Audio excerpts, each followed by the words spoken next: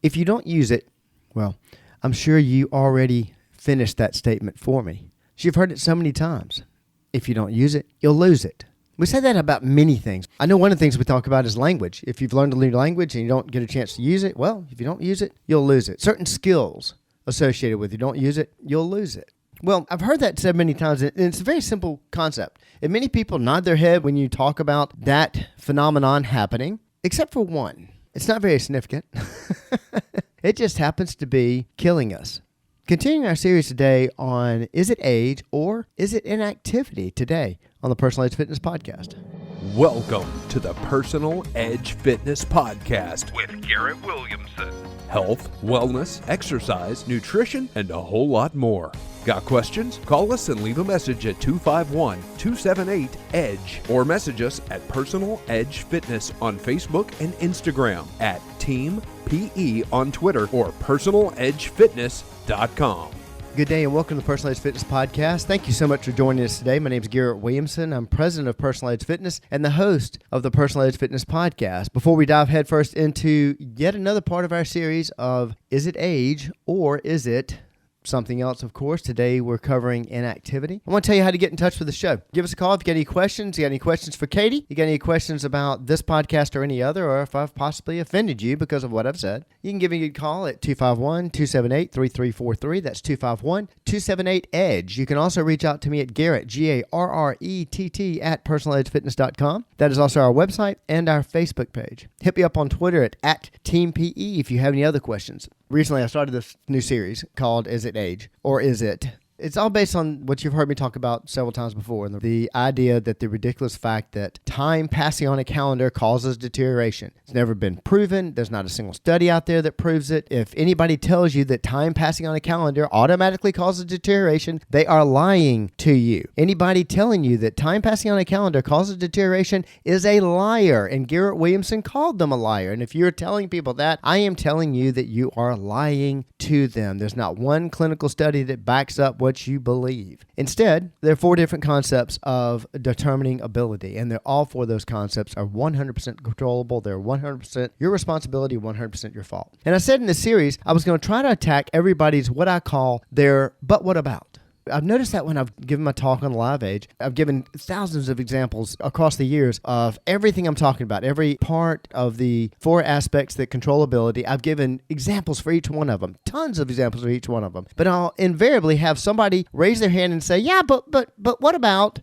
And what they're talking about is they're talking about the example that's in their head. They happen to have a rotator cuff problem that just turned up in the last few years, and they think it's age that causes that, and they've realized that they have had friends that have had that same problem, so therefore they think it's age, and they want to know, but what about this? Interesting answer to it is that if you look at any of the other examples I've given and use pretty much the same concepts and same rules, you're going to get the same answer for that. But I've decided to take on this podcast and the series to try to attack all the but what abouts out there. And as I said in my last podcast, the first of the series, it'll probably take forever. But that's all right. We'll give it a shot. Today, we are attacking the idea of, is it age or is it inactivity? Now, I started the podcast off talking about that real easy concept that we are all familiar with. In fact, I said it in the intro. I said, if you don't use it, well, the answer, of course, is you lose it. But you already said that in your head, I'm sure. Every time you hear, if you don't use it, the first thing you think of is lose it. When I've done that talk for the last 14 years, I've spoken to 8 people, I've spoken to 300. Every time I give that talk, I say that phrase when I'm talking about inactivity, and everybody answers, you'll lose it. Everybody understands that concept. I used an example in the intro talking about language.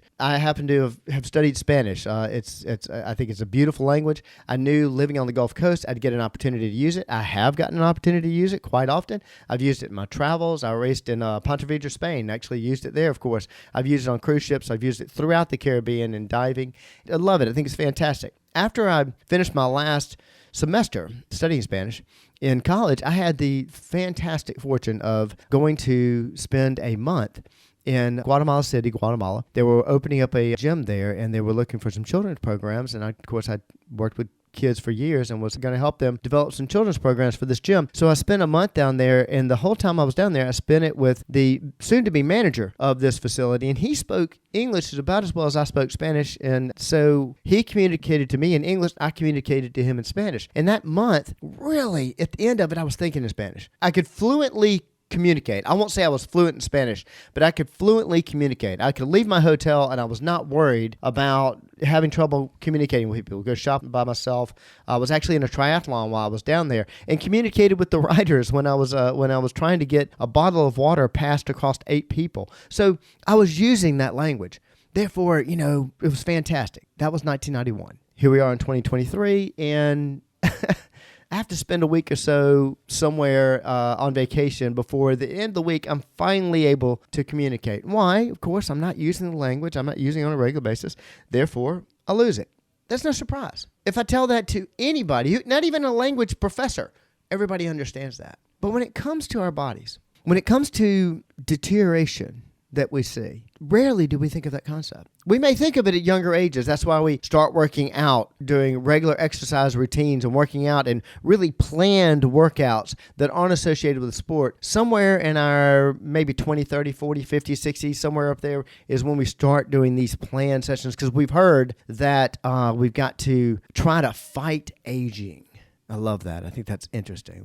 We've created an enemy that isn't even there, and we're going to fight them. That's fantastic. And have we spent a lot of money on it? I'm not sure what the original budget was, but we spent a lot of money on fighting this invisible foe. But we start doing those things, and what we really never fully accept. We accept in many ways that we can get better because we've gone so far downhill that we think we might be able to climb back up just a few steps. And we believe that we're going to constantly get worse. But the truth of the matter is, it's inactivity that got us where we are. And unless you've had some permanent damage, it's activity that's going to get you right back to where you were. And when I say where you were, there is more science-based evidence. There are more studies out there that prove that I can take, some of you younger listeners might not know who I'm talking about, but Carl Lewis, Google him if you don't know who he is. Incredible world-class spinner, Olympic gold medalist. At one point in time, I think he held the record for the most gold medals in Olympic. I think he held the total medal count for the longest time. He was out of California. Is just an incredible sprinter. I'm in my 50s. He's got to be in his 60s. There's more science that proves,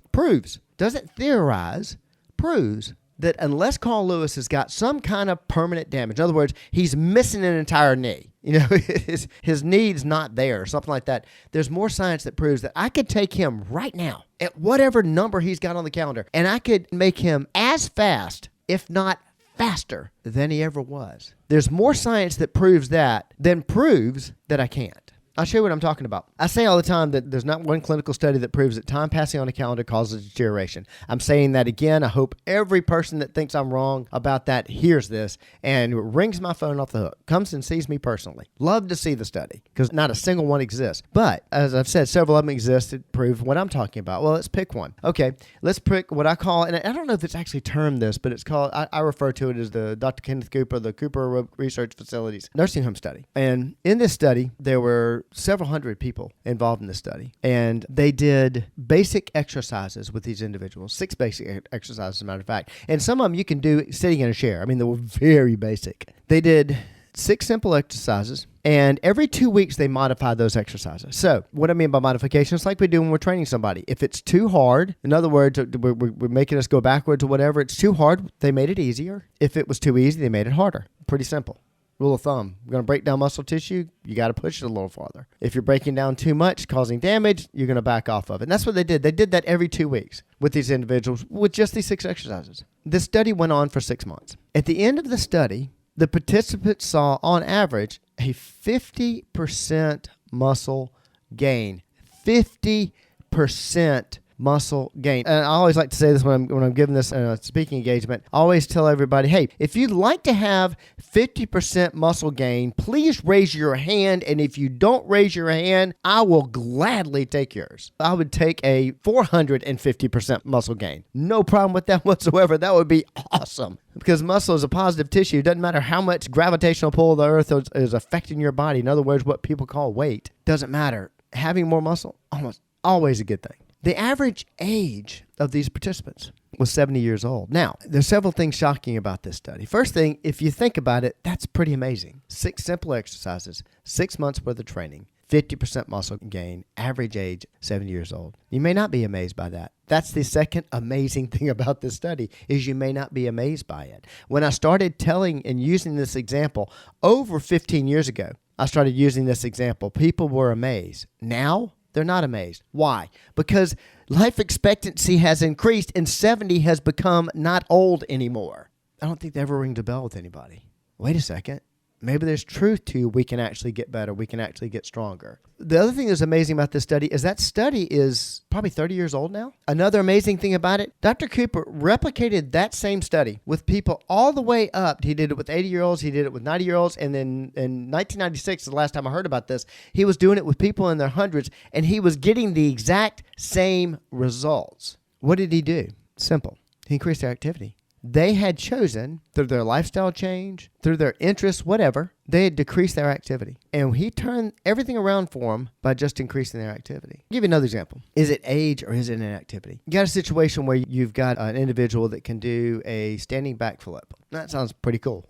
I know that. I like it. It's something I did gymnastics for years. I think it's wonderful. If this individual does it every single day, in fact, was encouraged to do it every single day, well, if they keep doing it every single day, they're pretty well going to be able to maintain that activity. If they stop for 6, 8 months or whatever, they won't be able to do that activity anymore. This is no different than somebody that stops doing any kind of activity, like if they're walking on a regular basis, doing strength training on a regular basis. Then all of a sudden, after decreasing this activity, stopping this activity, all of a sudden their knee goes out. They have a knee problem. They're having trouble standing up now because of that. Well, those things usually happen later in life, and we attribute it to time passing on a calendar causing it. Obviously, that's not what's causing it. Obviously. What has happened is they've stopped the activity, therefore that has caused them to lose this ability. I find it funny because it seems so incredibly simple to me because I can see the natural pattern of inactivity equaling disability. The other thing that I see is I see the excuses that people build around themselves. Now, what I mean by that is nobody wants to realize that they have lost ability. Now, we look at that another way. You've probably never thought about that concept. Nobody likes to realize that they have lost ability. But I'll show you one that you are familiar with, and that is nobody likes to admit that they're old. Now, think about that. It's the same thing. If you can possibly think about time passing on a calendar, becoming older, pick a number. I'm not sure what old means to you. I'm 55 now, so that doesn't seem old to me. I guess 80 would seem old to me. Okay, pick that number. What if I had the same abilities at 80 that I had at 18? Would I feel, quote unquote, old? It's really hard for people to separate that sometimes. But nobody wants to feel, quote unquote, old. So what they're saying is they don't want to feel unable. They don't want to admit they're unable. And the last thing that we want to admit is that we caused the inability. And so when we're around a large group of people or around all our friends and we're talking to them, oh, my knee went out, whatever. Yeah, well, mine went out too, and so did Aunt Sarah's, and my granddaddy's did too. Oh, whew, I thought it was my fault. Evidently, it's time that causes it. And that is such a powerful tool and such a powerful excuse and such a powerful defense mechanism that we have that we'll tell it to people. We'll believe in it. We will not let go of it. We don't need any science to back it up. And we'll argue it till the day's done. And I run into that quite often. The wait till you get to be this number, you'll see what I mean. But actually, we've done it to ourselves, and one of the ways we've done it is through inactivity. I would much rather, and you'll hear this as we go through the series, you'll hear this over and over again, I would much rather have responsibility for my success. If I own it 100%, I would much rather have that because then I'm in control of it. If I want to go downhill, that's fine.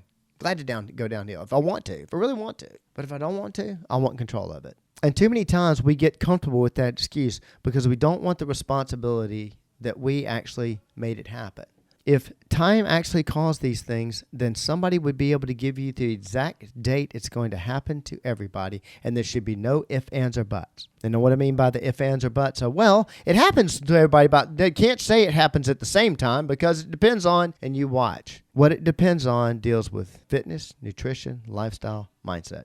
It deals with one of those four things. And if it deals with one of those four things, it is 100% controllable. Remember what I said at the very beginning, I don't want anybody to forget this, and that is that the ridiculous concept that time passing on a calendar causes deterioration is a lie. If you are believing that, you are lying to yourself. If you're saying that to somebody, if somebody says it, saying it to you, they are lying to you. If you are saying that or you know somebody is saying that, you or that person is a liar. Don't believe those lies.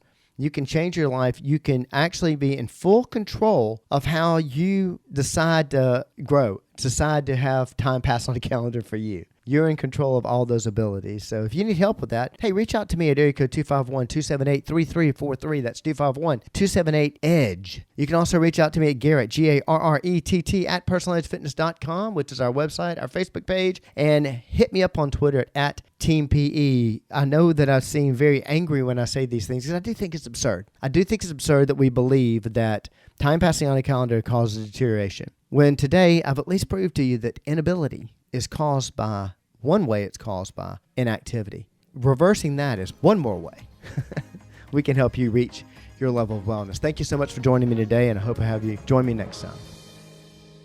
Thanks for listening to the Personal Edge Fitness Podcast with Garrett Williamson. Subscribe now and be a part of the show by calling 251-278-EDGE or message us on Facebook and Instagram at Personal Edge Fitness or at Team PE on Twitter, and visit us at personaledgefitness.com.